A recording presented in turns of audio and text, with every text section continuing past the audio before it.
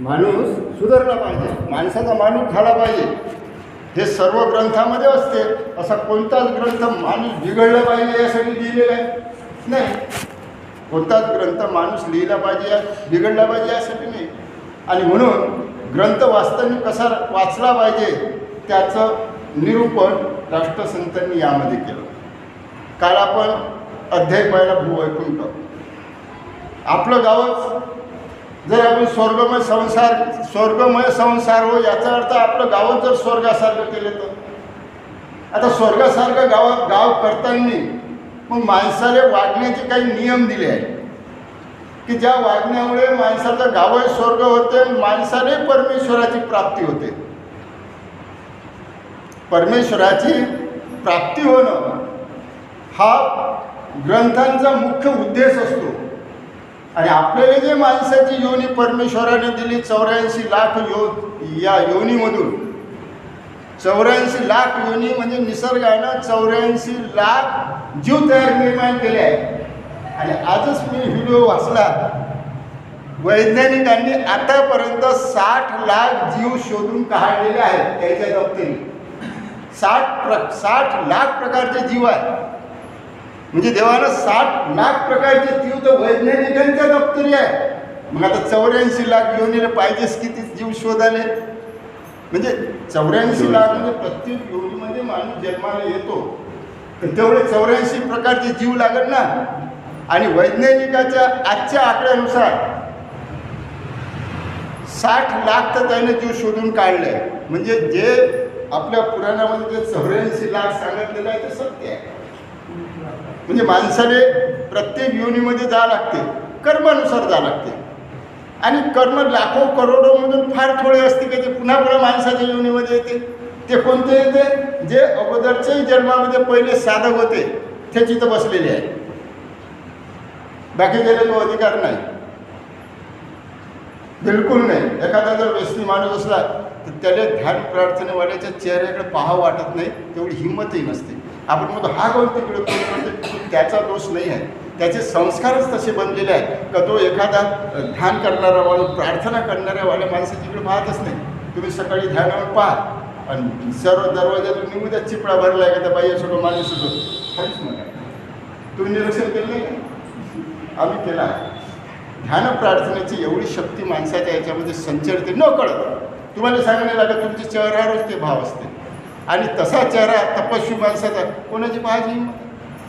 कोणाचीच नाही. तो मनामध्ये आणि अपराधीपणाची भावना असते का पाहावं पायटी उठले ध्यान म्हणाले आणि आपण आता उठलो गेलो. अपराधीपणाची भावना असतेच, पण तो कबूल करत नाही. ही एक मोठी शोकांतिका आहे. कबूल नाही करत. एखाद्या वेळेस तुम्ही ध्यानाने येऊ नका. इथं नेहमी येणारे माणसं नेहमी येणारे. समजा तुम्ही रोज मनोगंधी येऊन राहिले, एखाद्या वेळेस तुम्हाला प्रकृतीमुळे झोप लागली आणि तुम्ही उशिरा उठले तर तुम्हाला दिवसभर गमते का? जेवण तरी बरोबर लागतं काय तुम्हाला? ध्यानाला नाही आज उठलो ना जागी आहे म्हणते माणूस. कबूल नाही करत. कबूल करणं तर हार होईल माणसाची. कबूल करणं तर माणसाच्या कुळातच नाही. पण कोणतंही काम चांगलं आहे किंवा वाईट आहे याची जर तुम्हाला परीक्षा पाहायची असेल तर ते दुसऱ्याजवळ त्याचं थर्मामीटर नाही. तुमच्या मनानं जर आत्म्यानं समाधानाची ग्वाही दिली तर समजून जागा आज आपण खूप चांगलं काम केलं. आणि तुम्ही जे काम करता त्याच्यातली जर अपराधीपणाची भावना आली, एखाद्या तुम्ही बोलले, सहज बोलले आणि बोलता बोलता नकळत तुमच्याकडून एखादा शब्द निघून गेला का जेणेकरून दुसऱ्याचं अंतःकरण दुखलं, तो त्यावेळेस काही नाही वाटत. तुम्ही भावनेच्या भरामध्ये बोलण्याच्या ओघामध्ये बोलून जाता, सहज बोलून जाता. काही नसते दोघांच्याही मनामध्ये सहज बोलून जाता. पण तुम्ही काही वेळानंतर तुम्ही जर आपल्या बैठकीत गेले बसले चिंतन केलं तुम्हाला आठवते का आपण हा शब्द म्हणतो वापरायला पाहिजे, त्याला लागला असं म्हणते ना, त्याला लागला असं. हे जेव्हा चिंतन आपल्यामध्ये एकदा समजून जाय का आपण चांगल्या रस्त्यानं आत्मप्राप्तीच्या रस्त्यानं आहे, हे त्याचं लक्षण आहे. ज्या माणसाने आपण अगोदर बोलल्यामुळे त्या माणसाच्या अंतःकरणामध्ये काय परिणाम झाला असा, त्याचं मन तर दुखलं नसत, त्याला टोचून तर लागलं नसत, आपल्यामुळे त्याला भुरभुर तर लागलं नसत. अशी ज्यावेळेस तुमच्या मनामध्ये भावना निर्माण होते त्यावेळेस आपण समजून जायचं का चांगल्या रस्त्यानं चालू आहे. आणि समजा तुम्ही ते झालं काळ्याला बोलायला पाहिजे होतं, मग त्यानं सगळं कौन करा मी बरं झालं बोललो होतो, हा अहंकार झाला तर विनाश तेव्हापासून सुरू झाला शरीराचा असं समजून जायचं. पश्चातापानं अनेक दोष दूर होतात. माणसाने केलेल्या कळत न कळत या शरीरातून चुका होतात. असा माणूसच नाही का ज्याच्यानं चुका होत नाही. ऐसा नहीं प्राणी कहीं जिसमें जरा अवगुण नहीं, और जिसमें न गुण अवगुण रहे वो जन्म ही लेता नहीं. ज्याच्यात काहीच अवगुणच नाही आहे मग तो जन्म काय लेगे. जिसमें न गुण अवगुण रहे वो जन्म ही लेता नहीं. ऐसा कहीं प्राणी नहीं जिसमें जरा अवगुण नहीं, और जिसमें न गुण अवगुण रहे वो जन्म ही लेता नहीं. जो अवतारों से भी पार है उसमें भी कुछ अवगुण है, और जो अवगुण से ही भरा है उसमें भी कुछ सद्गुण है. जे अवतारी पुरुष आहे फार मोठे माणसं ज्याची आपण पूजा करतो त्याचे ते अवगुण होते. अवगुण नसते तर द्रोणाचार्य भीष्माचार्य कौरवाचे गुण लढले असते काय. म्हणजे अवगुण होता ना, कारण का त्याने कौरवाचे गुण लढण्यामध्ये कौरवाचं अन्न खाल्लं होतं, निंदे बनले होते ते. नाही तर सत्य पांडव आहे त्याला समजे भीष्माचार्य द्रोणाचार्य का पांडव सत्यवादी आहे, पांडव इमानदार आहे, पांडव खोटे बोलत नाही, या नियमाप्रमाणे वारसा हक्कानं धर्मराजाला गादी भेटायला पाहिजे हे त्या भीष्माचार्याला त्या याले तो आपला द्रोणाचार्याला समजत नव्हतं का, कृपाचार्याला समजत नव्हतं का, विदुराला समजत नव्हतं का. हे तर तिथचे चांगले विद्वान माणसं होती त्या कौरवाची त्यातले. पण नाही, उसमें भी कुछ अवगुण रहे, ते कुठं ना कुठं बांधले होते. मग कुठं याच्या मागं लागल म्हणून त्याची एकूण ते लढले मारल्या गेले. सत्य आहे हे सत्यच असते. सत्य तात्पुरतं झाकल्या जाते, तात्पुरतं तुम्ही सत्याने दावा, पण सत्य हे काही दिवसानं सत्यच सत्य असते. म्हणून पांडवाचा जो विजय झाला ना तो त्याच कारणाने झाला. आणि म्हणून माणसामध्ये जे आपण करतो ते चांगलं असो का वाईट असो त्याचं चिंतन केलं पाहिजे. आणि गौतम बुद्धाने आपल्या पोराला शेवटला हाच उपदेश दिला होता, बाबा मी कसं वागू. तर गौतम बुद्धाने सांगितलं, ज्या कार्य केल्यानं तुला पश्चाताप होत असेल त्याला पाप समजायचं, जे कार्य केल्यानं तुला समाधान वाटत असेल ते पुण्य समजत जायचं. तुझ्या अंतःकरणाला जर समाधान वाटत असेल ते काम तू करत जायचं. अप्रतिमानाची भावना नाही निर्माण झाली पाहिजे. ते गौतम बुद्धाने सांगितलं. तसं सांगायचं तात्पर्य म्हणजे असं की परमेश्वर याच देह याच डोळा पाहायला भेटते, पण त्याचे काही नियम आहे. परमेश्वर प्राप्तीचे काही नियम आहे आणि म्हणून त्यासाठी 7 गोष्टी माणसाला आवश्यक आहे जीवनामध्ये. परमेश्वर भेटते आणि हे त्या ग्रंथातून काढून आणलेल्या 7 गोष्टी आहे, मनानं लिहिलेल्या नाही. काल मी तुम्हाला स्वामी विवेकानंदाचा उतारा वाचून दाखवला होता. अध्यात्मशास्त्र हे स्वतः प्रमाण आहे. ते कोणी ढोंगी बुवा यानं किती काही त्याला भ्रष्ट करतो म्हणलं याचा अर्थ अध्यात्म कुठं जात नाही. भले ते काही दिवस लागले तर त्याचं ते शांत राहील. आणि म्हणून ह्या ज्या 7 गोष्टी आहेत ह्या जर प्रत्येक माणसाने जीवनामध्ये उतरवल्या तर परमेश्वर भेटते. नाही तर मग असं नाही उतरवलं पाहिजे. 2 मित्र होते का शिबिरात गेले आणि तुकाराम बाबा नेहमीच मनाचे मोजले, हा संकल्प घ्या. हा एक मित्र काय म्हणते, हात पण उभा राहिला, बस मी आजपासून राग सोडून देतो. मी जवळ मित्र होता, यानं राग सोडला म्हणे. आता मग त्या मित्राला म्हणते, तुम्ही राग सोडला का. हो सोडला नाही, समोरचं सोडलं. खरंच तुम्ही राग सोडला. सोडला नाही तर का आणखी राहायला का तू खरंच सोडला वाटतं बा तुला राग बा सोडला ना बा. आणखीन त्याने 2-4 विचारलं, खरंच तुला राग सोडला का. राग सोडला ना तू सांगून राहिलं ना मग आजपासून.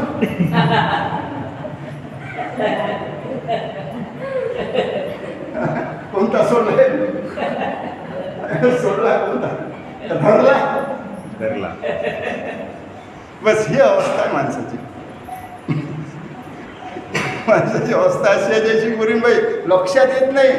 सूक्ष्म अभ्यास करायला लागते तेव्हा अध्यात्म समजते. अध्यात्माच्या सूक्ष्म गोष्टीला खूप महत्त्व आहे. अध्यात्मामध्ये शिस्तीला खूप महत्त्व आहे. अध्यात्मामध्ये महाराजांना हे सांगितलं की आश्रमच्या त्या प्रार्थना मंदिराची भीत बांधणं चालू होते आणि महाराजांनी घातलेली भीत 8 किंवा पाडली. महाराज दौडवून आले, त्याने भीत पाळली का नाही म्हणे पाळाच लागतं, पूर्ण पाळून 8 किंवा पाळली. तुम्ही रोज चप्पल ठेवता त्या ठिकाणी चप्पल असली पाहिजे, तिची जर जागा बदलली तरी शिस्त मोडली. मी सांगितलं काल त्या पाचलेकर महाराजानं शिस्तीची परीक्षा पाहिली. लोकांची कोणाची अर्धी दाढी, कोणी चड्डीवर, कोणी टावेला, 1.5 मिनिटात, त्याने तर 2 मिनिटात उभे राहीन काय म्हणे सर्व तुमची माणसं, त्याने एका मिनिटात उभे करून दाखवले. त्याचं नाव शिस्त. आणि म्हणून काटेकोरपणानं आपल्यावरच आपण शासन लावून घ्यायचं, आपणच आपल्या शिस्तीनं उठण्याचे, बसण्याचे, जेवण्याचे, झोपण्याचे सर्व नियम लावून घ्यायचे. शारीरिक कष्ट करण्याचे हे सर्व नियम तुम्ही जेव्हा लावून घ्या तेव्हा तुमचं शरीर निरोगी आणि सतत उद्योगी राहील. ज्याला काही पैसे खर्च होते, पैसे बिलकुल नाही पडत. म्हणजे तुमच्या स्वतःच्या मनावर तुमचं नियंत्रण पाहिजे. यानं तुमचं मन नियंत्रणात येते, यानं तुमच्या सर्व इंद्रियावर ताबा येते, वाणीवर येते, मनावर येते, सर्वावर येते. पण हेच ग्रंथातून शिकासाठी हे ग्रंथ लावावे लागतात. आणि 7 गोष्टी मी तुम्हाला सांगतो, कोणत्या 7 गोष्टी जर माणसानं अंमलात आणल्या तर परमेश्वराची प्राप्ती याच देही याच डोळा होते. त्यातली पहिली गोष्ट आहे अखंड शांती. कधीही गरम व्हायचं नाही. कोणं किती वेळ क्रोध केला, कोणं किती वेळ टोचून बोललं, पण शांत ठेवायचं, उग्र व्हायचं नाही. नाही तर मग जेवायला बसला आणि ते वदनी कवळ घेताना मग या श्रीहरीचे मस्त अन्न हे पूर्ण ब्रह्म म्हणून राहिला आणि ते पाहिले जर थोडासा उशीर झाला तर एकदम महाराजच लागत. अरे आत्ताच म्हणलं अन्न हे पूर्ण ब्रह्म आणि उशीर झाला तर एकदम गरम. त्या तो श्लोक म्हणाले त्याला वेळ लागला काही जास्त, आत्ताच म्हणला हो, उशीर झाला वाढाले एकदम उभा झाला बाबा. ते बाई म्हणे तुम्ही आता श्लोक म्हणणारा म्हणे अन्न हे पूर्ण ब्रह्म. असं असल्यानं मग नाही प्रगती होत. कारण का आपलाच आरसा आपल्याला दिसला पाहिजे. जगात तुम्हाला कोणीही सुधरू शकत नाही. संत जास्तीत जास्त तुम्हाला मार्गदर्शन सांगाल. ग्रंथ तुम्हाला वाचण्यासाठी उपलब्ध म्हणून आहे, पण ते ग्रंथ नाही वागत आपल्यालाच लागेल का. म्हणून प्रत्येक गोष्ट वागताना असं चिंतन करत नाही लागते, तेव्हा मग आपलं स्वतःचं शरीर आपलं नाही. यातली पहिली गोष्ट अखंड शांती पाहिजे. चित्त उग्र झालं नाही पाहिजे, मन चंचल नाही झालं. जसं राजा परीक्षेताला शाप दिला का तू 7 दिवसात मरशील, आणि त्याच वेळी तो जंगलात गेला आणि जे बसला खाली 7 दिवस त्याला जेवायचे भांडणे, त्याचं नाव आहे अखंड शांती. बिलकुल लागले त्याला, आपल्याला मर लागते, आपल्याला ध्यासच लागून गेलं, त्याचं नाव आहे शांती. म्हणजे पहिली पाहिजे जीवनात शांतता पाहिजे. नाही तर नाव शांती आणि मिरच्यासारखी गरम असली पाहिजे तर काय करतो, काय ते करते क्रांती, नाव तिची शांती. नाव सोनावय हाती कटलाचा पैसा नाही, असं नाही झालं पाहिजे ना. ते जसं नाव तसंच कामही पाहिजे ना. म्हणून अखंड शांती पाहिजे. आणि दुसरी गोष्ट म्हणजे नामस्मरणाशिवाय दुसरा विचार मनात येता कामा नाही. आपण ज्या देवतेवर तुमची श्रद्धा आहे तुम्ही कामं करत नामस्मरण घेत चाला. म्हणजे नामस्मरण चालू असलं तर काय कचरा घुसते जी कोणती वेळ आली त्या घरातला सांगून राहिले माय सुनाची वाजली, माय सून तशी वाजली, तुमच्या डोक्यात गेली गोष्टी इकडं नाम सुरू असते ना. रामनाम सुरू असलं तर कचरा घुसेल का. आपण जर कचरा डोक्यात घातला तर आपलं डोकं त्या कचऱ्यानं खराबच होते. म्हणून कोणाचाही कचरा घरात डोक्यात घालू नये. डोकं आपलं घर आहे ना, मेन हेड क्वार्टर हेच आहे साऱ्या शरीराचं. या शरीराला 1 भाग रक्त पुरवठा पाहिजे आणि याला 3 भाग रक्त पुरवठा पाहिजे. एवढं हे महत्त्वाचं आहे. सारं कॉम्प्युटर आहे. म्हणून कोणताही कचरा डोक्यात घालून घेऊ नये. आपणही कोणाचा कचरा डोक्यात घ्यायसाठी कोणाच्या घरी जाऊ नये. काम पडलं तरच जायचं, नाहीतर त्या काही फालतूपणा ते हे नाही. म्हणून काय पाहिजे का नामस्मरणाशिवाय दुसरं मुखात नाम नाही. तिसरी गोष्ट आहे संसारी सुख विष्टे समान समजणे. संसारी सुख जेवढे सुख आहे ते विष्टे समान समजायचे. जसं आपण एखाद्या जर बेतका थुकलो तर पुन्हा त्याला अंदर घेतो काय नाही, तसं समजे सुखाच्या मागं लागायचं नाही. चौथी गोष्ट आहे तुमचा परमेश्वरावर दृढ विश्वास पाहिजे. या जगामध्ये परमेश्वर आहे, तो मी करतोय सगळं तो पाहते आहे, म्हणून मला चांगलंच काम करायचं आहे आणि त्याच्यावर तुमचा विश्वास पाहिजे. 5वी गोष्ट आहे का निंदा करू नये. जो कोणी हजर नाही त्याची निंदा करू नये. एक परी पाप करणं पुरवडलं तर निंदा करणं खराब आहे. कबीरा निंदक ना मिले पापी मिले 1000. कबीर म्हणते का मले निंदक नाही भेटला पाहिजे, पाप करणारे 1000 भेटले तर चालते. काहून का एक निंदक के माथेवर लाख पापीन का भार. म्हणजे एका निंदकाच्या माथ्यावर लाख पापाचा भार पडलेला असते. म्हणून जो हजर नाही, निंदा काय म्हणते, जो हजर नाही त्याची चर्चा करणे म्हणजे निंदा. तसं आता काळकरी बाई ध्यानावरून गेली, बाई चालली का, हो आता मग काळकरी बाईच्या गोष्टी करतो. मग काळकरी बाई थांबते, माझ्या गोष्टी करते काय माझ्या मांगो आम्ही सांगून देत असतो, तुम्ही चालल्या काळकरी, हो आता आम्ही तुमच्या गोष्टी करतो. मग नाही जात बाबा, मी थांबतो. म्हणजे इतकं निंदेचं भीती वाटते. म्हणून जो हजर नाही त्याच्या गोष्टी करू नये, मागं करूच नाही. समोर काय असं तोंडावर ते बोलून घ्यायचं, मोकळं होऊन द्यायचं, नो टेन्शन. आणि झालेल्या चुका पुन्हा करू नये. ज्या काही आपल्या हाताने चुका होते न कळत त्या पुन्हा करू नये. पुन्हा जर त्या चुका केल्या तर मग आपली साधना भंग होते. आणि सातवी महत्त्वाची गोष्ट आहे, साधना करत असताना जे तुम्ही या मार्गाने वागत असताना परमेश्वराच्या प्राप्तीसाठी वागण्यात हा मुख्य मार्ग आहे. हा काही प्रबोगंड करण्याचा मार्ग नाही आहे. आपल्या अंतःकरणात ठरवून घ्यायचं मी असं वागेन, तुझ्या वागण्यात त्या दिवसापासून सुरुवात होते. आणि मग मात्र तुमच्या ठिकाणी येणारे जे परमेश्वराची गुरुत्वाकर्षण शक्ती आहे, तिला आपण शक्ती म्हणतो, तुमच्या वाणीत शक्ती येते, तुमच्या बोलण्यातली पावर येते, तुमच्यातली एक नवीन असं चैतन्य निर्माण होते. आणि आलेल्या चैतन्याचा अहंकार माणसाला झाला नाही पाहिजे. त्या शक्ती असते, त्या गुप्त वृत्तीने तुम्हाला दिसत नाही, पण तुम्हाला आतमध्ये जाणवते. होता ना प्रभाव व्यक्ती का बलके पडे चारित्र्य का, विद्वान ही पूजा जाएगा कोई देश विदेश का. प्रभाव माणसाचा नसते पडत, प्रभाव आचरणाचा आणि चारित्र्याचा पडत असते. आणि तुम्ही जर या मार्गाने चाललं, शुद्ध चारित्र्यवान असलं, तर तुमच्या नकळत शरीरामध्ये गुरुत्वाकर्षण शक्ती आणि परमेश्वराच्या शक्ती आपोआपच संचर करते. कारण का तुम्हाला माहीत आहे का तुमच्या वावरात आता पपया निघते, तुम्ही पोपट्याला आमंत्रण देता का मा या झाडाची पपई पिकलेली आहे, पोपटा तू येऊन जाय. नाही, त्या पोपट्याला समजते का कोणती पपई पिकले त्याच झाडावर जाते, पिकलेच पपईला टोचणी मारते. तसं त्या ब्रह्मांडामध्ये असणारे जे महात्म्य आहे, गुरु आहे, संत आहे, साधक आहे, ते असं पिकलेल्या पपईसारखं अंतःकरण शुद्ध असलेला माणूस शोधत येत असते. मग काहून लोक साधक लोक ब्रह्ममुहूर्तात उठते, तर या ब्रह्मांडातले सर्व ऋषी मुनी साधक सिद्ध पुरुष सर्व ब्रह्मांडातले उठले. आणि जे उठलेले माणसं ते ब्रह्मांडातले जे आहे ना, जे कोणी उठलं असेल त्याला भरभरून आशीर्वाद देतात, न कळत आशीर्वाद देतात. एवढं मोठी शक्ती असते. आणि म्हणून जे आहे साधनेने माणसाच्या शरीरामध्ये जे शक्ती आहे, चुकलं तर आपणच पुन्हा चूक नाही होऊ द्यायची. चुकते माणसाच्या हातानं, अनेकदा चुकते, माणूस चुकीले पात्र आहे, पण ते सुधरत जायचे. पुन्हा मार्गात असं करता किती काही वर्ष लागले चालते. या जन्मात नाही झालं तर पुढच्या जन्मात तेच साधना करायची. असे अनेक जन्म करता काही जणांना तर याच जन्मात भेटते.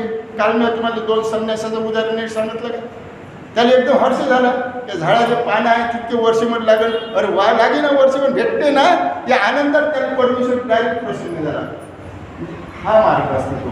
आणि म्हणून भूवैकुंठ जर निर्माण करायचं असलं पृथ्वीवर, तर प्रत्येक माणसानं जर असं वागलं तर वैकुंठ निर्माण नाही होत काय, स्वर्ग निर्माण होतं. रामाच्या वेळेस काय होतं, रामराज्य हे जे रामराज्य, स्वावलंबन हे जे स्वराज्य. तर रामाच्या वेळेस एक परिस्थिती होती, राम सत्ययुगामध्ये झाला, द्वापारा श्रीकृष्ण झाला. रामाच्या वेळेस मध्ये दोन भावाचं पट्टे, भावाभावात प्रेम असतेच, पण दोघी सुना जर आल्या दोघांच्या जावा तर बायाचं मात्र सरळ साधारणपणे पटत नाही. आणि म्हणून भावाचे तिथं हात टेकते, त्याला अलग निघा लागते. त्याचं नाही पटत बायाचं काय द्यायचं, त्याच्यात परमेश्वरानं कोणता अलग जास्तीचा गुण दिला कोणाला माहिती. भाव पटते, पण जावायचं नाही पटत. म्हणून दोघेही भाऊ अलग झाले. आणि रामराज्यातले होय, द्वापर युगातले कलियुगातले नाही. म्हणून दोघेही भाऊ अलग झाले. जमीन वाटून घेतली, याची 10 एकर जमीन वाटून घेतली, त्याने 10 एकर जमीन वाटून घेतली. जशी वाडकर पाहिजे 20 एकर आहे तशी 10 एकर वाटून घेतली दोघांनी. मोठा भाऊ विचार करेल लहान भावाचा, मला लहान भावानं आजपर्यंत शेती नाही केली, नाही त्याला करू नाही दिली, बा तो नाजूक आहे, बा शिकला सवरला आहे. तर म्हणून मोठा भाऊ काय करे, रात्रीचा आपलं एक पोतं घे खांद्यावर आणि एका चवारात राहे, त्याच्या पोत्यावर एक पोतं टाकून दे. बिचाराचं काम नाही होत, 2 लेकरं आहे बघ, त्यानं काम नाही केलं म्हणून तो त्याच्या पोत्यावर टाकेल. तो सकाळी उठला तर आणि तो लहान काय विचार करेल, माझा भाऊ किती मोठा आहे, त्याने आजपर्यंत घर चालवलं, त्याने माझं लग्न नाही केलं आणि त्याने बिचाराने काही हलकी जमीन घेतली आणि मी लहान आहे ना, मला भारी जमीन दिली म्हणून हा लहान भाऊ आपलं एक पोतं घरचं उचले आणि त्याच्या पोत्यावर हा हे विचार करेल. माझ्या मोठ्या भावानं हलकी जमीन घेतली, आम्हाला आजपर्यंत शिकवलं बा, लाईनाचं मोठं केलं बा म्हणून आपल्या घरचं पोतं उचले लहान भाऊ आणि अंधारात त्याच्या घरच्या बसून त्या पोत्यावर नेऊन टाकेल. तो पाय 10 वाजता काल आपण पोतं नेलो ते सारखे दिसून राहिले, थोय पाय आपण तर नेऊन टाकलं आपले सारखे दिसले. पोतं काही कमी होऊन नाही राहिलं, सारखे ना सारखंच. रामराज्यातली गोष्ट होय. आताचे भाऊ तर सोडून येते, आताचे भाऊ तर एका सक्के भाऊ पक्के वैरी, दुसऱ्याशी पटून भावाभावाचा नाही पटून घेत. आताचे नाही, पहिलेचे भाऊ एकामेकाशी किती. तुम्हाला माहिती आहे ना, रामाने वनवास सांगितला, कैकेयीने लक्ष्मणाला सोडून सांगितलं, पण बंधुप्रेम लक्ष्मण गेला कासाठी गेला, सेवा करण्यासाठी गेला. त्याचं ना त्यावेळेस बंधुप्रेम होतं ना, जी बंधुप्रेम होतं ना. मग एक दिवस 6 महिने झाल्यावर बा पोते कमी होऊन राहिले, आपण इतके पोते टाकून राहिले गंजासारख्याच आहे म्हणून दोघंही पाळतीवर राहिले. जसं यानं पोतं उचललं आपल्या घरून त्याच्या घरी टाकले, त्याने तिकडून पोतं उचललं याच्या घरी टाकलं, दोघांची भेट झाली. थोडे दादा असेल वापरणं ठीक आहे, शांत राहिला. हे वय रामराज्यातलं उदाहरण. रामराज्यात असं होतं. पुन्हा रामराज्यात एक प्रथा चांगली होती, आपल्याला ते कोणी सांगितलंच नाही ना. रामराज्य आपल्याला हेच सांगितलं, रावणाले 10 शीर होते, रावणाला आणि तो कुंभकर्ण 6 महिने निजून राहे, 6 महिने उठे तो एकट डाव खाये. आणि तुम्ही सांगितलं त्याच्या नाकातून कथा घेता म्हणे. हे काय रामायण सुंदर आहे बाप्पा, कुंभकर्णाच्या नाकात बद गेलं होतं, आणाले हा घेतला, त्याच्या बद नाकातलं आणि ते नाकात दिल्यावर लय दिवस सापडलं नाही म्हणते. सांगा महिन्यात 3 वेळा गद नाही सापडलं, नाकात गेलेलं. आणि ह्या कथा सांगितलं म्हणजे म्हणलं चांगलं वाटतं आपल्याला. काय रामायण सुंदर आहे बाबा. मग माझी करताय, माझी बी करताय. रामाच्या राज्यामध्ये एक प्रथा होती, घरात स्वयंपाक झाल्यावर जो मुख्य माणूस असते, जेवण करताना बाई ताट वाटते का नाही, माणसाला म्हणते या ना आता 11 वाजो 12 वाजो का 11:30 जो काही टाईम असेल तुमचा ठरलेला.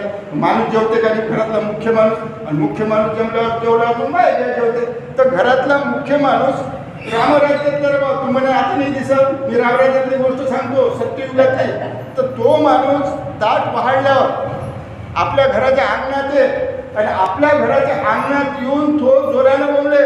माझा आवाज जोपर्यंत या परिसरातल्या घराला ऐकू जाते, त्या परिसरातील लोक जर कोणी उपाशी असेल, तपाशी असेल, कोणी जेवले नसेल तर त्यांनी माझ्या घरी जेवायला यावं आणि 10 मिनिट वाट पाय का मी आवाज दिल्यावर 10 मिनिटात कोणी आलं तर ठीक, नाही तर म्हणून जेवायला बसेल. आणि हे प्रत्येक घरात हा नियम होता, प्रत्येक घराचा नियम होता. आता तर चहाच्या वेळेस जर कोणी आलं तर चहावरच भांडं मारून देते, आपल्या सम गोष्टी सांगायला येते. किती चहावर भांडं तर चहा त्यावेळेस घरातला माणूस अंगणात जाऊन आवाज दिल्याशिवाय कोणी उपाशी आहे का ते सांगे. माझा आवाज जोपर्यंत ते त्या परिसरातील कोणी उपाशी असेल तर जेवायला मी जेवण करायचं आहे तुमच्यासाठी. जर आलं नाही आणि तर मग तो जेवायला बसेल का मग समजून जायचो का आपल्या या परिसरात कोणी काही उपाशी नाही. असं प्रत्येक माणसाचा नित्यक्रम होता, म्हणून त्याला रामराज्य म्हणते. आता ती परिस्थितीच राहिली नाही ना. आणि म्हणून हे जे आहे हे जर आपण अंतःकरणामध्ये जर आपण नियमानं जर त्याचं पालन केलं, परमेश्वर काही दूर आहे का? परमेश्वर दूर नाही. आणि म्हणूनच एक 7-8 वर्षाचा पोरगा होता, त्यासाठी काय करावं लागेल आपल्याला? भूयकुंठ जर करायचं लागेल तर भूयकुंठ करायसाठी प्रत्येक माणसाने स्वयंपूर्ण विचार करायला पाहिजे ना. एक 7-8 वर्षाचा पोरगा मागं लागला बापाच्या गावले जासाठी. बापाला तर न्यायचं नव्हतं म्हणून बाप म्हणे आण बरं म्हणे तुला गावले नेतो म्हणे, कागद आण म्हणे. आता त्या कागदावर पोरानं माणसाचा फोटो काढला होता, एकाकडून कोरं होतं. त्याला वाटलं कागद नेला, बापाने त्याच्यावर जगाचा नकाशा काढला आणि त्याचे तुकडे तुकडे केले, चिटोरे चिटोरे केले. पोराला म्हणे सर्व चिटोरे जोडून दे, मग तुला गावाला नेतो. 7 वर्षाचं पोरगं, त्याला वाटलं का आपण याच्यावर तो माणसाचं काढलं होतं पहिले मास्तरनं सांगितलं तर, म्हणून त्यानं सर्व तुकडे उरफाटे केले. मग कोणाचा अंगठा दिसते काय, कोणाचा पंजा दिसते काय, कोणाचे पाय दिसते काय, त्या सर्वचे उरफाटे मांडले आणि ते बरोबर ते पंजाबाशी पंजा, पायपाशी पाय, डोळापाशी डोळा, असं करून त्याने ते चिटोरे सर्व जोडले आणि त्याला उरफाटे मारले. म्हणजे जगाचा नकाशा झाला. सांगायचं तात्पर्य म्हणजे जेव्हा माणूस माणसाने जोडलं, गाव हा विश्वासा नकाशा, गावावरून देशाची परीक्षा, गावाची भंगता जसा येईल गावी. म्हणून प्रत्येक गावातला माणूस जर या विचाराने जर वागला तर गाव ऐसे व्हावे कुठेतरी, त्याशीच म्हणती वैकुंठपुरी, जेथे नाही भावनाच दुसरी परकेपणाची. हे असं कुठंतरी निर्माण झालं पाहिजे, त्याचं नाव वैकुंठ. जर हे आपणाची आवड आहे तर आपणची व्हावे कराया पुढे, अन्यथा देवानं ओरडे ते सर्वची वाया. नुसतं देवाच्या नावानं ओरडल्यानं काही होत नाही, त्याची सुरुवात स्वतःपासून करावी लागते. आणि म्हणून हे जे भूवैकुंठ जर गावात निर्माण करायचं असेल तर प्रत्येक घरातला माणूस सुधारला पाहिजे. आणि हेच कालच्या ज्या भूवैकुंठानं होतं. आजच्या अध्यायामध्ये हे सांगितलं आहे, ग्रंथाध्ययन जे असते त्याची भाषा कशी असते, रूपकात्मक पूर्वीचे ग्रंथ, हे जे ग्रंथ लिहिलेले असते त्याची भाषा आपल्याला समजत नाही. आता याने जे भजन म्हणलं हे रूपकामध्ये आहे. आता खरंच काही समुद्रात उभं राहिलं त्याच्या डोंगरीवर पाणी भरण काय, त्याला रूपक दिलं आहे. रूपकात्मक पूर्वीचे ग्रंथ जनसाधारण फुलले तेथ, ओवी आहे आजच्या याच्यातली, काढू लागले उलटा अर्थ, विश्वास सहसा बसेना. सांगणाऱ्याने व्यवस्थित सांगायला पाहिजे का नाही. असंच सांगितलं, सीता धरतीतून निघाली. आता सीता धरतीतून निघाली का म्हणजे काय मातीतून निघते काय. सीतेला जमिनीवरच ठेवून काही आपलं कोणतंही बाळ जन्मलं तर कुठं ठेवणार, जमिनीवर. सीता जमिनीवरच सापडली, पण धरतीतून निघाली हा शब्द लावला. त्याच्यात तो शब्द वापरला, कारण का ग्रंथाचं सौंदर्य ज्या शब्दांनी येते तेच शब्द वापरावं लागेल का नाही हो.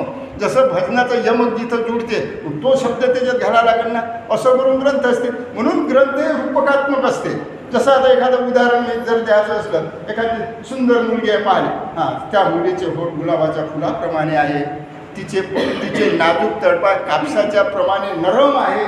आता सांगा, कापसाच्या रुईप्रमाणे तळपाय नरम असते काय, पण दिलं का नाही, रूपक वापरलं दिसता. त्याचं नाव आहे यमक अलंकार. रूपक अलंकार हे अलंकाराचे प्रकार आहे, काही अपन्नती अलंकार आहे. आणि या प्रत्येक अलंकारामध्ये ते ग्रंथ लिहिलेले असते. तरी तुमच्या काही लक्षात नसेल आलं, सोपं उदाहरण सांगतो आपल्या भाषेतून. हे झाली पुस्तकी भाषा. तिच्या मुलीचे होठबा गुलाबाच्या फुलाप्रमाणे नाजूक आहे, तिचे तळवाय बा कापसाच्या रुईसारखे नरम आहे. हे तुम्हाला समजून आपल्या गावरानी भाषेत सांगतो. आपण जर एखादी वस्तू केली तर ते दुसऱ्याला लागली पाहिजे. समजा आता एकामेकाचं पटत नाही, आपलं 2 बायाचं पटत नाही. घरी एखादं लहान लेकरं कुत्रं असते, मुद्दाम त्या कुत्र्याजवळ जायचं. कुत्री गावात फिरत राहते, समजत नाही, निघत बसते, तुला एका ठिकाणी गमत नाही. आता सांगा, कुत्रीला म्हणलं का तिच्या विरोध याचं नाव आहे अपन्नती अलंकार. म्हणजे मनाचं एकाले लागायचं दुसऱ्याला, याचं नाव आहे गुरुजी अपन्नती अलंकार. ग्रंथ अशा अलंकारामध्ये लिहिलेले गेले. मग कुत्र्यावर बोलायचं, लहान लेकरांनी समजते काय, तिने 2 चापटा मारायचं, तिनेच म्हणायचं कुत्री फिरत राहते इकडली तिकडं, सापडत नाही. तिला एका गोष्ट गोड नाही लागत, तिचा पाय नाही ठेवत, म्हणजे कोणाने जे आपले दुश्मन आहे तर विरोधक आहे हिने म्हणलं म्हणजे तिने आपोआप लागते. याचं नाव आहे अपन्नती अलंकार. एकाला म्हणायचं दुसऱ्याला लागायचं, हे अलंकाराची भाषा आहे, हे समजलं पाहिजे. आता एक दुसरं उदाहरण सांगतो. दत्तात्रयाच्या पोथीमध्ये ब्रह्मा विष्णू महेश आहे त्याचे 3 बायकांना पाठवलं. कारण तुम्हाला सांगतो की बायाचंच पटत नाही वर्चस्व. अनुसयनाच्या पतिव्रतेचं तप एवढं तिचं तप होतं का साऱ्या ब्रह्मांडात अनुसयाची कीर्ती होती. साऱ्या ब्रह्मांडात अनुसयासाठी तपोनिष्ठ बाईच नव्हती. म्हणजे एवढी बाई होती ना ते. आता त्या ते पतिव्रता होते, तपोनिष्ठ होते. बाहेर काय जड लागत होतं. त्या तिघाच्या बायका जडल्या, लक्ष्मी, सरस्वती आणि एक आणखीन कोण, तिघाच्या 3 ब्रह्मा, विष्णू, महेश, पार्वती. एक पार्वती. तिघीले जलन झाले का आपल्यापेक्षा कोणी बा पृथ्वीवर तरी निदान एखादी बाई नसं असेल. बाईला दुसरी बाई जर जास्त श्रेष्ठ असते, बाईला काहून जमत नसेल. आता देवाच्या बाईने जमलं तर आपला कुठं केव्हा. म्हणून त्या तिघीने आपल्या नवऱ्याला सांगितलं, आमच्यापेक्षा त्या पृथ्वीवर अनुसया माता पतिव्रता म्हणून तिची नारद कीर्ती. नारद झाले तर माहिती तो पृथ्वीवर जर काही बातमी असली तर तिकडं नेच जा, तुम्ही त्याच्या व्रत भ्रष्ट करा. ठीक आहे, माणसं तर बायाच्या मनाने ऐकतेस, कोणाच्या मनाने नाही ऐकत, पण नागी तिथंच टाकते. हो, कोणताही माणूस माणूस नाही, देवही टाकते. देवाने टाकलं ना, काय झालं ते देव होते म्हणून तिघी देवाला नाग्या टाकलं. बायकाच्या मनाने ऐकलं. आता ऐकल्यावर ते गेले तिघे गेले. आता तिघे गेल्यावर कथा अशी आहे कस त्या अनुषयाने त्याची सेवा केली, पायद्वारे पाणी दिलं, हे केलं ते केलं, सर्व बसवलं गिसवलं. आणि मग विचारलं त्याले का तुम्ही कायसाठी आले, काय पाहिजे.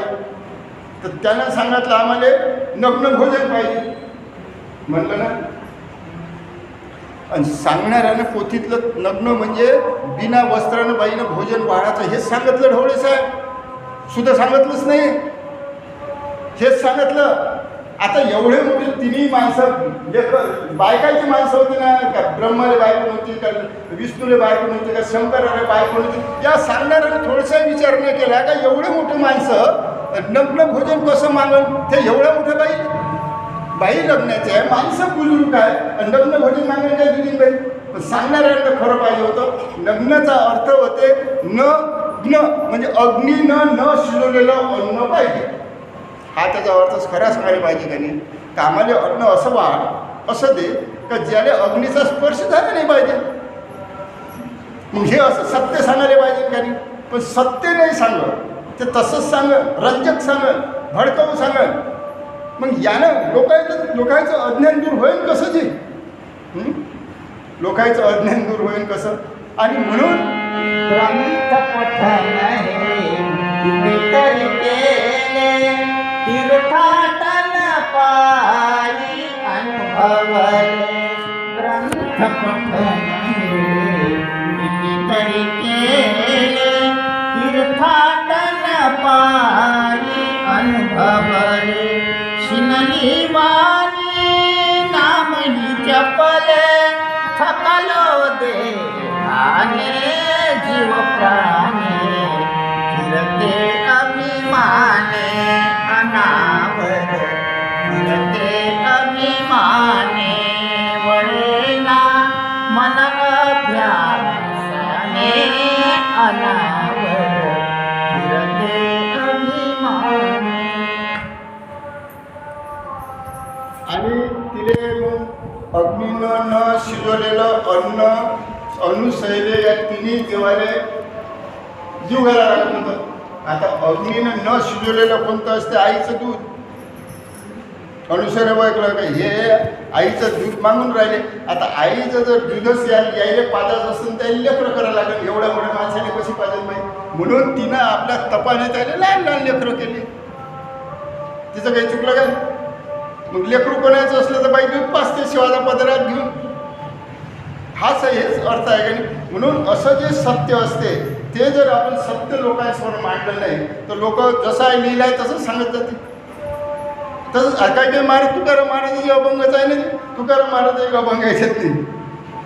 आम्ही बी घडलो तुम्ही बी घडाना, आम्ही बी बिघडलो तुम्ही बी बिघडाना. आता याच्यात काय होतं, बी जर तुम्ही इकडं काढलं तर घडलो येते, आणि बी जर त्या घडलेलं जोडलं तर बिघडलो येते. म्हणजे आम्ही बिघडलो आणि तुम्ही बिघडले. तुटक म्हणते का नाही. आम्ही बिघडलो तुम्ही बी घडाना, सुई संगे दोरा बी घडला. सुई संगे त्याचं दुसरं ओळ आहे याच्यातलं. सुई संगे दोरा बी घडला, घडला परी हारची झाला. म्हणजे सुईच्या त्यातनी दोराही पवित्र झाला, तो बिघडला नाही. पण हा भजन म्हणताना बिघडलाच म्हणते. पहा किती का तुम्ही बिने कॉमातून ऑनला काढतच नाही. म्हणजे म्हणणाऱ्याचा दोष आहे का नाही, लिहिणाऱ्याचा दोष आहे का नाही. हा कामा म्हणताना बिलकुल कामा काढून टाकते.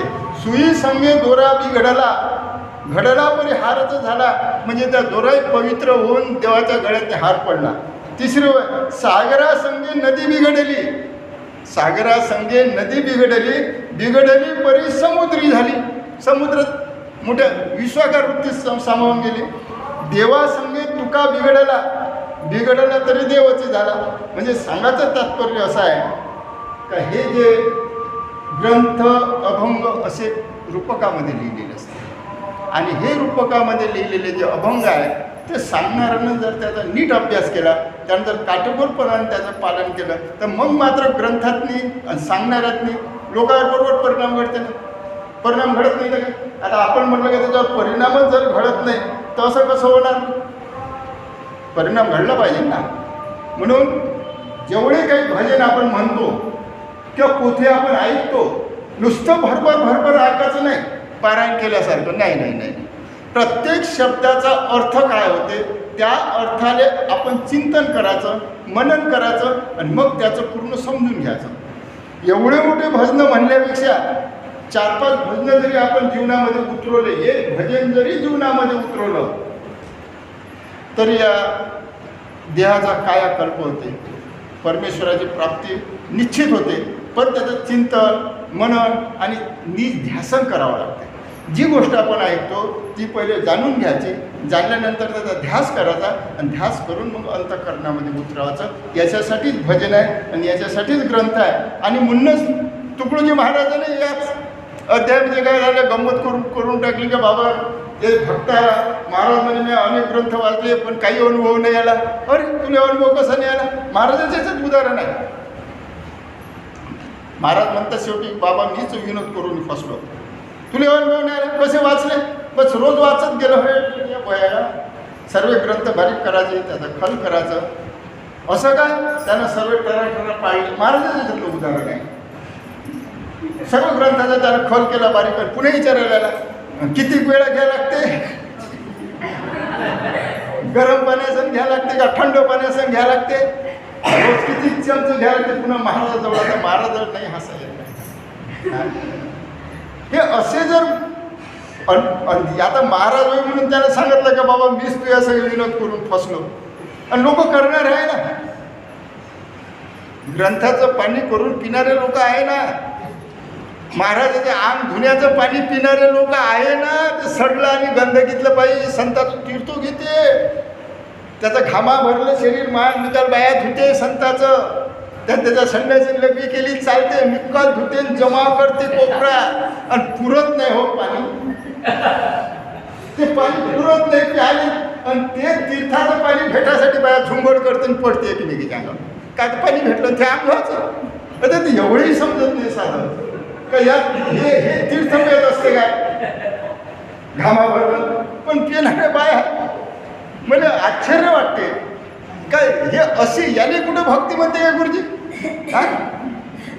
आणि सांगते बाबा तू मोठं भाग्य म्हणे त्याच्या अंगाचं तीर्थ प्यायला भेटलं. मरणं उद्या मला आज मर ते तीर्थ पिण होय बिमार, कोणी पैसे नाही लावत. आणि मग दुसऱ्या दिवशी दवाखान्यात ते म्हणजे डायरिया झाला म्हणून मरणं, काय डायरिया झाला म्हणतं. काय एवढं साधेपणानं बाहेर कुठून भरलाय. माणसं नाही गोंधळ करत, पण बायच खूप गोंधळ करते. कोणत्याही भावाला का बायच कुठं गोंधळ. त्याने सत्यनारायणची पोथी वाचली, ते कलावती आली का कलावतीचा नवरा साता समुद्रापलीकडे तिकडून जहाजात येता येतात त्याचं जहाज बुडालं, आणि कलावतीने मायप्रसाद घेतला, जहाज तिचा नवरा वरता आला. अरे बापरे, आमच्या पुरी पाठवून गेली. ते एक साधू आणि ब्राह्मण होता, पुरेच्या पुरा कांदून आहेत ना, पुरीच सांगावं घेते त्या बांधपणात घरोघरीच पोत्या सत्यनारायणाचा. गाडगे महाराजांनी सांगितलं होतं मी उलिसा प्रसाद नाही 1 क्विंटलचा प्रसाद तुम्हाला भाजून देतो म्हणे रव्याचा. म्हणे एखादी बुडालेली नाव बाहेर काढून दाखवा म्हणे, एखादी तर दाखवा म्हणे.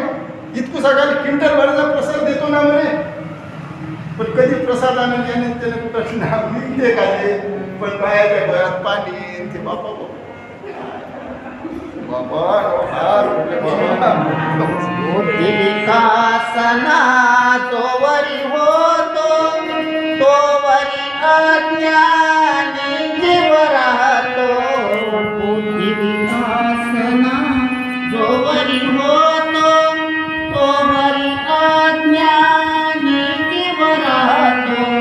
म्हणूनच घडते पाप अघाडे, म्हणूनच घडते पाप अघाडे. अवगुणकानी नगावी माने, अवगुणकानी नगावी माने.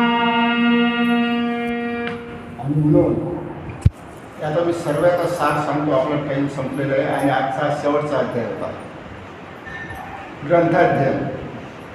म्हणून ग्रंथ सांगताना त्याचा नीट अर्थ समजून सांगला पाहिजे. ग्रंथ हे व्याकरणात लिहिलेले असते आणि मराठी ही अलंकारित भाषा आहे. ते समजून घेतली पाहिजे तरच माणसाच्या जीवनाचा उद्धार होते. आणि जीवनामध्ये त्याहीपेक्षा सर्वात महत्त्वाचं आहे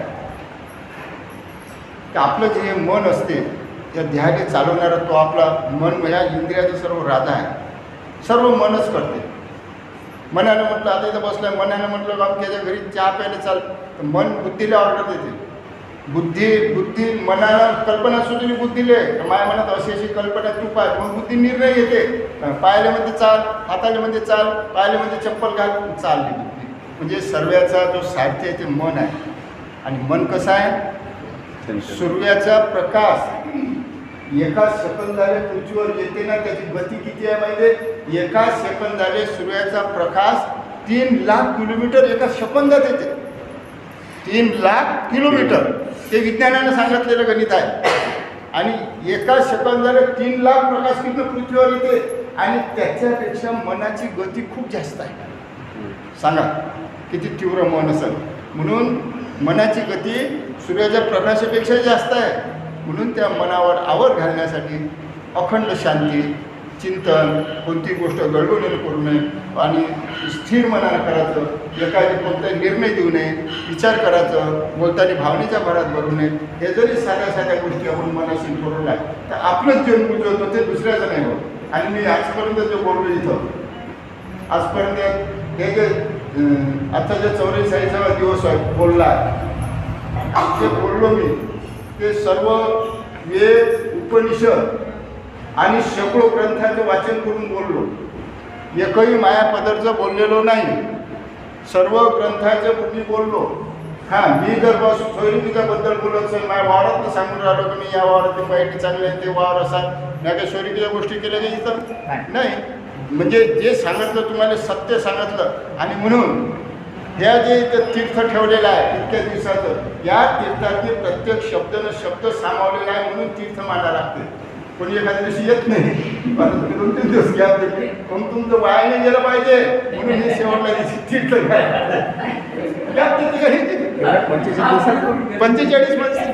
45वा दिवस मी बोलून राहिलो. पण कधी कधी या बायनं गॅप दिली, कोणी 2 दिवस दिली. नाही तर 45 दिवसाचं. हां, ह्या जर सोयीच्या गोष्टी केल्या असेल, माझ्या वावराच्या गोष्टी केल्या असेल, हो मी सांगून राहिलो नाही.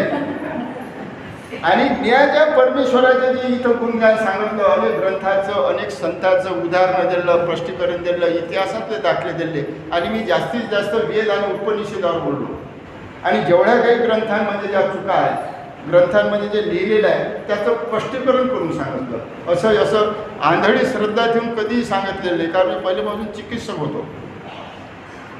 अनेक विद्वानाच्या भाषणं ऐकायला मी गेलो. श्याम मानवसारखा प्रसिद्ध वक्ते होते. इथून अमरावतीला जर त्याचे भाषणं असले तर इथून अमरावतीला तिकीट खर्च करून जागरण त्रास घेऊन भाषणं ऐकायला आम्ही जाऊ. कायसाठी? तो जे ज्ञान सांगते ते ज्ञान म्हणजे परिपूर्ण ज्ञान असते. आपल्यापेक्षा ती खूप विद्वान असते, जागतिक पातळीवर विद्वान असते. आणि या जसं जसं मी ऐकत गेलो, माझ्या बुकात मी त्याने विशेष काही सांगितलं तर नोंद करत गेलो. आणि म्हणून ते आतापर्यंत इतके दिवस माणूस पुरते का की मला तर 2-3 दिवस वाटलं, 2-3 दिवस बोलल्यावर मला वाटलं तर माझ्याजवळचं आणीनच कुठून. कुठून आणि बा यायला तर मला 41 दिवस सांगायचं आहे आणि आज तर 45 दिवस सांगू राहिलो आणि प्रत्येक दिवशी मी तुम्हाला नवीन सांगण्याचा प्रयत्न केला. जुनं उदाहरण 45 दिवसातही दिलं नाही. हा ओवी भले आली असेल डबल, पण जुनं उदाहरण दृष्टांत दिलेलं नाही. म्हणजे नवीन मी 5-10 पॉईंट काढून आणू या कागदावर आणि मग तुम्हाला सांगू. आणि कालचा कागद माहीत आहे आपला असते आपल्याजवळ, हा जुनं नाही आलं पाहिजे नवीन. आणि म्हणून हे सांगताना मला दिवसभर अभ्यास करायला लागेल. तुमच्या इथे जर एखादे पाहुणे जर सोयरिकी येत असले ना 8 दिवसावर, तुम्ही 8 दिवसापासूनच घरची सफाई करायला व्यवस्था करायला लावता. पाहुणे येऊन राहिले 8 दिवसापासून. आणि इथं तर रोज इथं सही सलामत तुम्हाला सांगासाठी बसायला लागेल, तर मला किती अभ्यास करायला लागेल. म्हणून हे जे मेहनतीचा येते ते तीर्थातले प्रत्यक्ष नाही. म्हणून उद्या ग्रंथाचा जो सार आहे, ज्याला आपण ग्रंथसार म्हणतो, त्यातली 40 अध्यायाच्या त्या सारांश रूपाने गोव्या असते उद्या. आणि म्हणून उद्याचा दिवस आखरीच आहे, परवा दिवशी आपलं कीर्तन आहे. म्हणून इथे श्री ग्रामगीता ग्रंथ गुरुशास्त्र स्वानुभव संमत ग्रंथाध्ययन येथं 40वा अध्याय संपूर्ण हो तन मन धन से कोई चिंतन करना है, टुकड़ा दास कहे लड़ने से शांति हो तो लड़ना है, सभी सुखी हो तन मन धन से कोई चिंतन करना है, टुकड़ा दास